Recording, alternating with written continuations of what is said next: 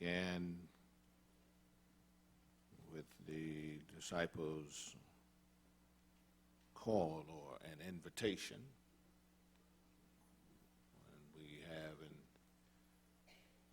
the gospel account of Jesus showing up on the job of Andrew and Peter and John and James, and extended invitation to them to follow him, to become fishers of men if they would allow him to make them such.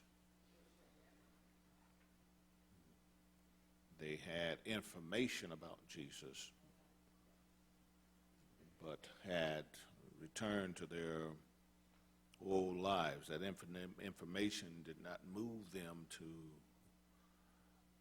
fellowship or commitment to the level that Christ was calling them to. He was to leave the work which he had begun in their hands, and such an awesome responsibility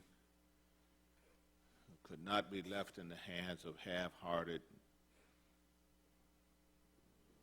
individuals who had only known of him through hearsay.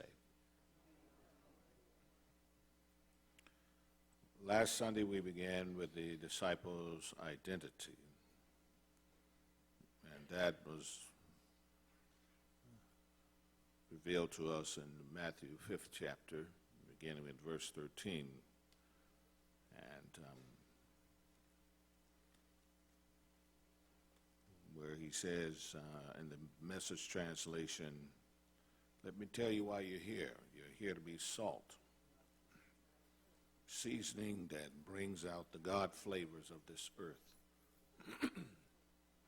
Or the King James translation says, "Ye are the salt of the earth."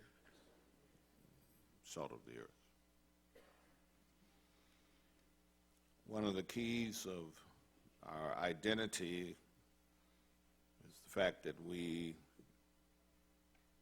should be influence in the world. Influence is simply the capacity to have an effect on the character development or behavior of someone or something. And that influence in Christianity reflects the disciple's identity.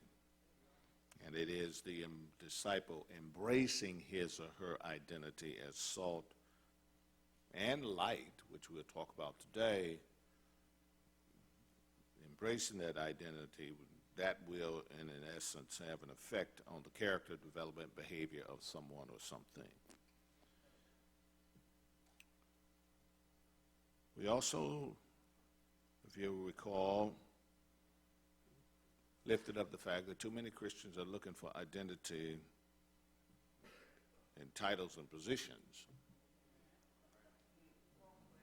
And without having such a title in the life of the church or a position in the life of the church, they deem themselves of having little or no purpose. Without some designation of pseudo-importance that other Christians erroneously assign to themselves as some symbol of importance, many believers without that live out their faith on the sidelines and in the shadows of earthly life.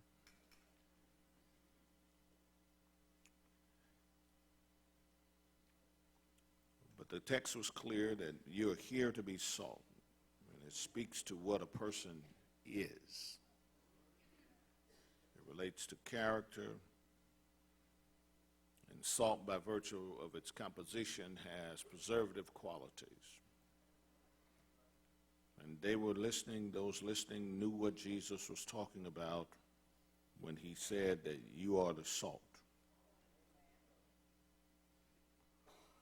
They were to bring out the God flavors. Bring out the God flavors. Bring out the good in people. And you do that by making contact. So in essence, salt must leave the container. It must leave the shaker and and make contact if it is to live out its created design.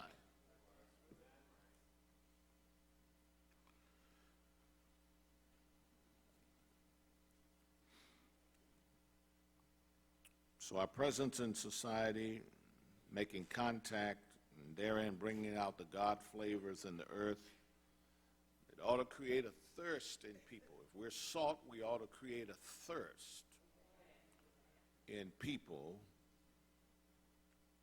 so that they too will move from information to invitation and then ultimately receive their identity. But if we lose our saltiness, if we lose our influence, if we lose our created design, the purpose for which we have been called to follow Christ, then the text said we're useless and should end up in the garbage. Because God has no other plan. If he had wanted angels to do it, he would have done that a long time ago. But we, the church, we are the change agents in society. If we lose our effectiveness, if we lose our witness, then the God flavors will never be drawn out of people.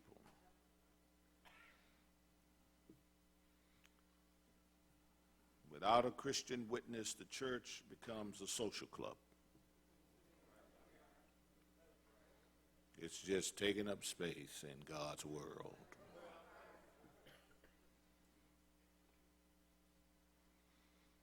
Today I want to look at the second imagery in that passage, Matthew 5, beginning at verse 14.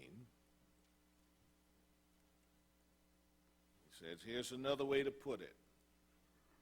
You're here to be light.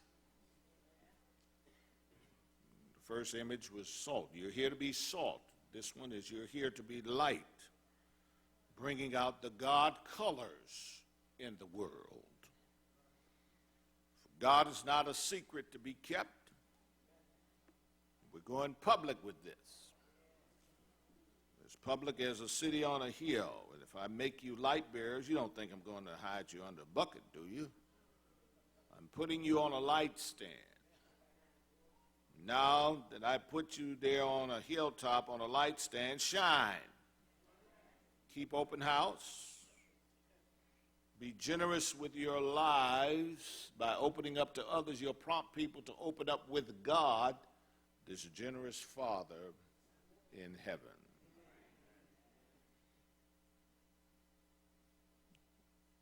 Let me put it to you another way. You're here to be light, light of the world. This speaks to what a person does. Salt dealt with what a person is. Now light deals with what a person does.